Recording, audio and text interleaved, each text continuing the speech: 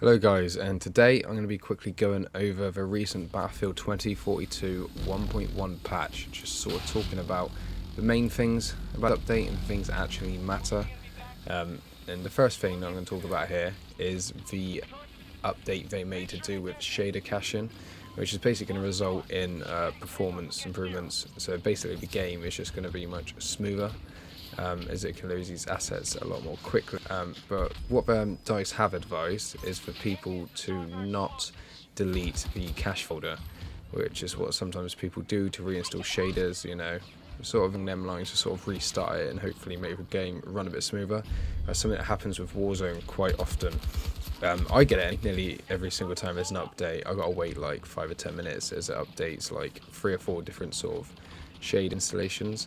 And basically, for this to work properly, your device needs to be able to read and write access to the 2042's cache folder at like the highest level. It basically means just keep the folder where it is, don't touch it, don't delete it, don't do anything. And the first thing you may notice though, when you are playing a map for the first time, is you get like a bit of stuttering. And to be honest, I haven't actually known it. This gameplay that you're seeing now was captured Friday, so this is the first time I played it since the update. I don't have any issues at all with it. A game that I have had issues with this preview though is Battlefield 5 and Battlefield 1, where I'd play the any map on it, to be honest, either Battlefield 5 or 1 for the first time, and I get like some stuttering. GPU usage will still stay pretty high, like 95 to 100%, and it'd be absolutely perfect, but I'll sort of get a bit of stuttering. And then next time I play the map, it's just completely smooth. All the issues are sorted out, and that's just the shaders. And I think there are, like you might see in this recording, there's some slight hitching, and I don't know why, to be honest. I use NVIDIA Shadow Play. I have got my graphics card undervolted, so that possibly could be why, but I'm not 100% sure. Another thing to add as well with the cache for the shaders is to make sure that your documents folder is not automatically syncing with OneDrive. If you have that enabled. I don't. I think it's a pain in the ass, and I don't think there's any reason to have it, but that's just something else to keep in mind. So the other thing I'm going to quickly talk about here is the DMRs have been updated. So it basically had a buff to make them more valuable in long range combat, and they were underperforming for a very long time, and I know the BSVM is sort of part of that category, and it is a good gun, but at long range it sort of did lack a bit.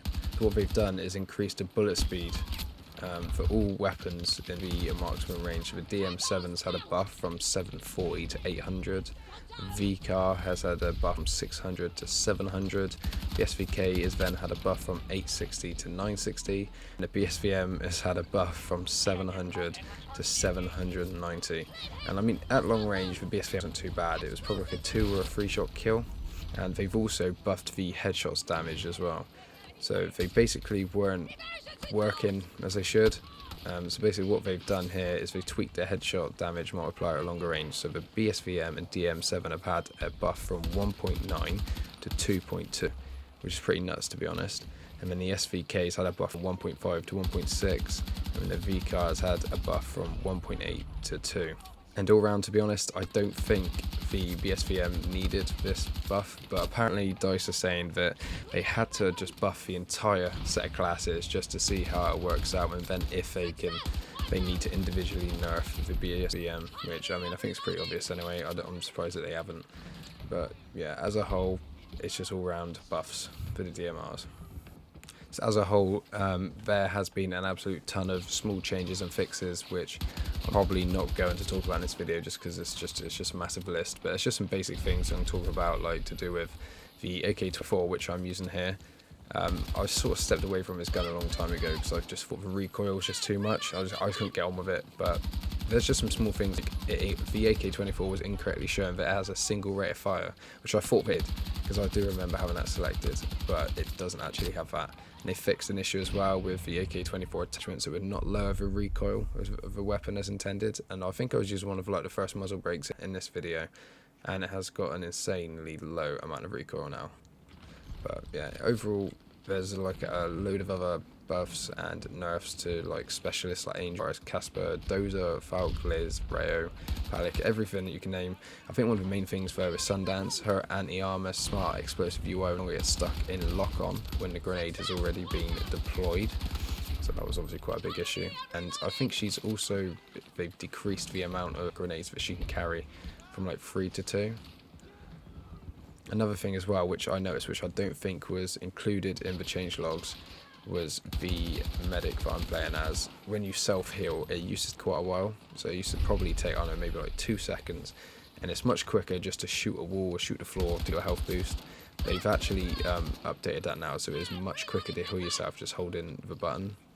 Some other small things as well, which were actually missed from the patch notes, was just stuff like they increased Casper's recon drone size by 1.75. To make it a hell of a lot bigger. The range of it's been decreased from 300 to 200 meters. It will move slower if you've got C5 on it. Shooting C5 now as well with a gun will make it explode. They decreased the cooldown of Sundance's explosive belt from 20 seconds to 15. Just some small things. There's a lot of things, to be honest, that have been missed with this update, which has been coming out. Stuff to do with a lot of the UI as well. It's been updated for when you're playing Breakthrough. And it's a bit shocking, to be honest. I've seen so many things come out like post-patch talking about, you know, what's going on and stuff. They've also added some new play spaces, vehicles, modifiers and rule editor options as well for Battlefield Portal. They've added some, I think it was Bad Company 2 or Battlefield 3 helicopters. I can't remember, to be honest. But they've added some new things like that to Portal. They've also fixed some issues with maps and modes, so there's stuff like several visual collision, lighting and interaction related bugs across current era maps, which I've noticed. Resolved an issue on Discord that would cause defending players to become stuck when spawning, and I have had this before and I've just had to back out of the game. Sort of solve that issue. They've done some updates for Hazard Zone as well, but I mean, to be honest, that's dead. Nobody cares about that. The spawn beacon as well now takes 1 to 2 bullets to destroy instead of 4 to 7. So it's pretty easy to remove now when you see them laying about. Yeah, that is it. So they replaced the UH-60 on the Russian team of Bad Company 2 with the Mi-24 Hind, and they replaced the BMP-2 on the Russian team with the BMD-3. On Battlefield 3 as well, they added the A-10 Warthog and Su-25TM Frogfoot as new vehicles. They were the vehicles I briefly mentioned a minute ago, and they were sort of hesitant on adding them because they were ridiculously OP. And it turns out they still are.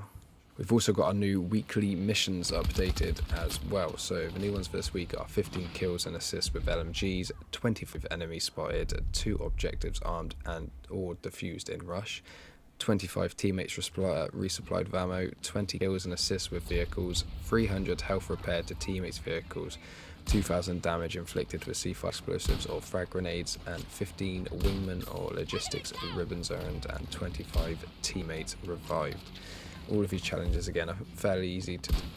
And you can also now as well, by pausing it in mid-game, you can view your collections, your loadouts, you can customize your characters, you can view your mission statuses as well at the top right corner, which is sort of an added bonus, because I remember before you'd have to be at the main menu to see these sort of things, and it's just sort of a pain in the ass. They have also added tank superiority, which is going to be available from July 7th to the 11th. I haven't given it a go, to be honest. I'm not really a massive fan of these sort of vehicle warfares. They've got Flashback Rush 20 to 42, nearly messed up then.